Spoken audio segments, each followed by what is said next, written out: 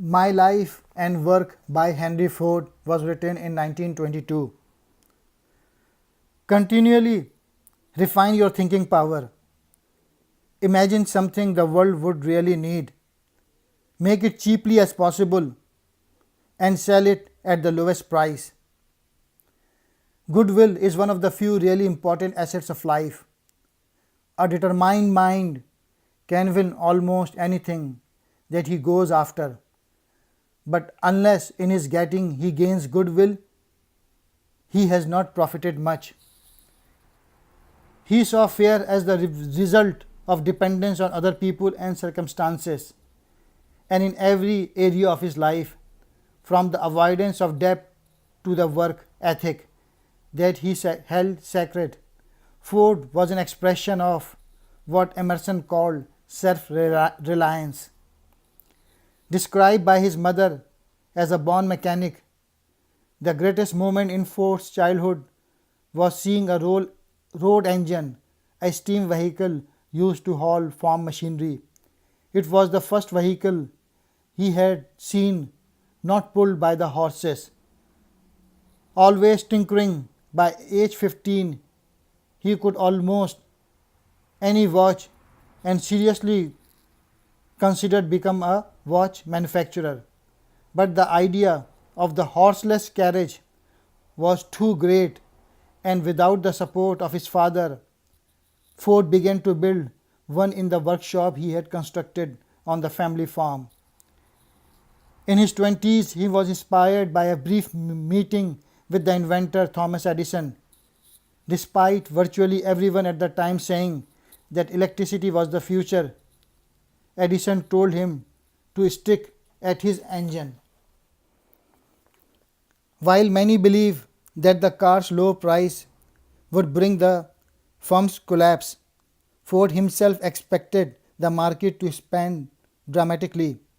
It did. He started building the largest factory in the world, Highland Park, and production capacity leaped from 6,000 to 35,000 cars, while the number of staff merely doubled. By the early 1920s, the company employed 50,000 people and was turning out 4,000 cars a day. In 1921 alone, 5 million cars were produced. By the end of the decade, 15 million Model Ts would run off the assembly line. This was the miracle mass production.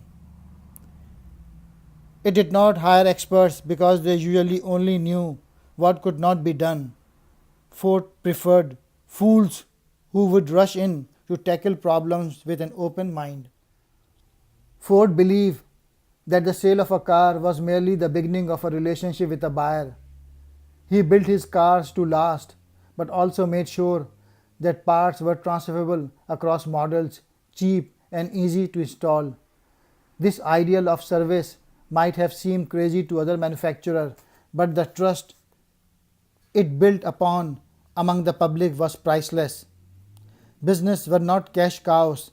They should offer something that made lives better, and if they achieved this, good returns would naturally flow. A major figure of the 20th century, Ford combined two traits often seen in the super successful person: an original, far-reaching vision that carries with it the potential to change the world, and an obsessive attention in detail that can drive people mad. Ford's dark side include spying on managers and belief in conspiracy theories about Jewish banker taking over America. He has also been ridiculed for the famous saying that history is bunk. This was his shorthand for the belief that education should not be about remembering facts, but about teaching people how to think better.